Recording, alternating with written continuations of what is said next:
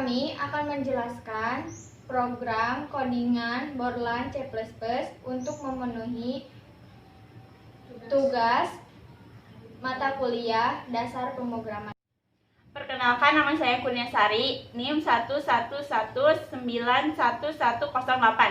Perkenalkan, nama saya Alpina Septira, NIM 111909003.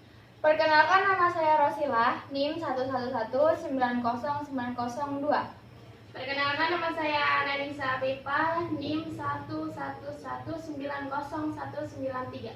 Perkenalkan, nama saya Bella Rismawati, NIM 111900976. Perkenalkan, nama saya Risma Florinda, NIM 111900453. Perkenalkan, nama saya Anissa Nuraini, NIM 1119103. Di sini saya akan menjelaskan tentang codingan header.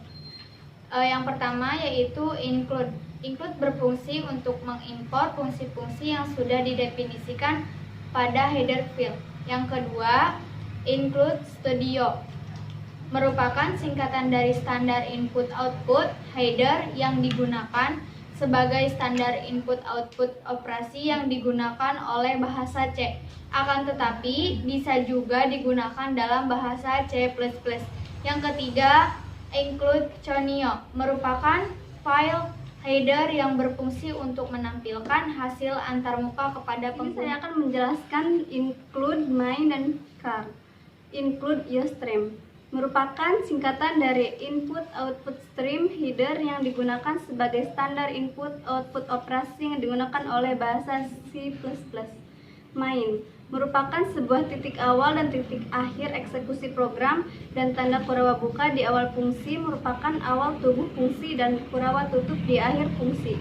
Merupakan akhir sebuah tubuh fungsi sekaligus akhir dari eksekusi program. Char adalah salah satu tipe data sembarang huruf, angka, dan simbol yang memungkinkan kita untuk memesan memori yang dapat menyimpan nilai dalam bentuk karakter tunggal seperti A, C, dan lain-lain. Di sini saya akan menjelaskan fungsi code.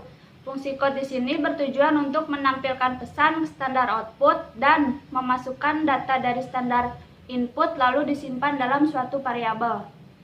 Fungsi kedua, fungsi chain, merupakan fungsi masukan pada C++ yang menampilkan data dengan tipe data apapun ke layar. Yang ketiga, fungsi integer. Integer merupakan salah satu tipe data numerik yang memungkinkan kita untuk menyimpan data dalam bentuk bilangan bulat.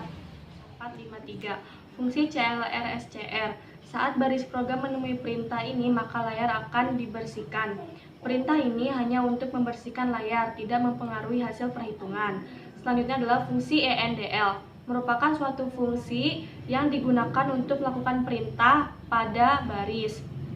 Selanjutnya adalah if majemuk.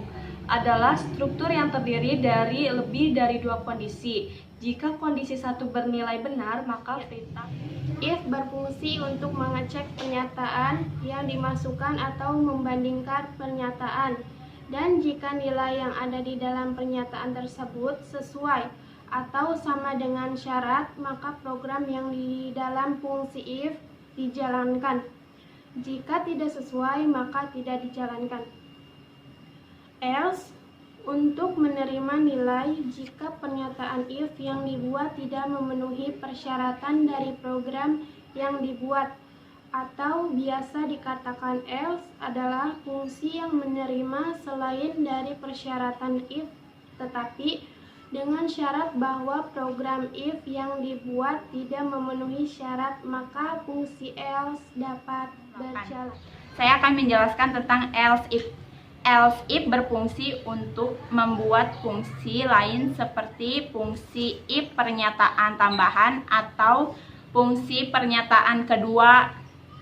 Jika fungsi if tidak memenuhi syarat, else if biasanya digunakan untuk membuat program yang membutuhkan persyaratan tertentu dan berbeda-beda. Perulangan adalah instruksi program yang bertujuan untuk mengulang beberapa baris perintah.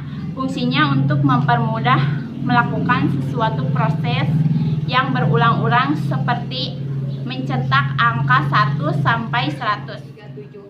Fungsi goto adalah perintah untuk mengarahkan eksekusi ke pernyataan yang diawali dengan satu label. Label di sini merupakan identifier yang diikuti dengan tanda titik dua.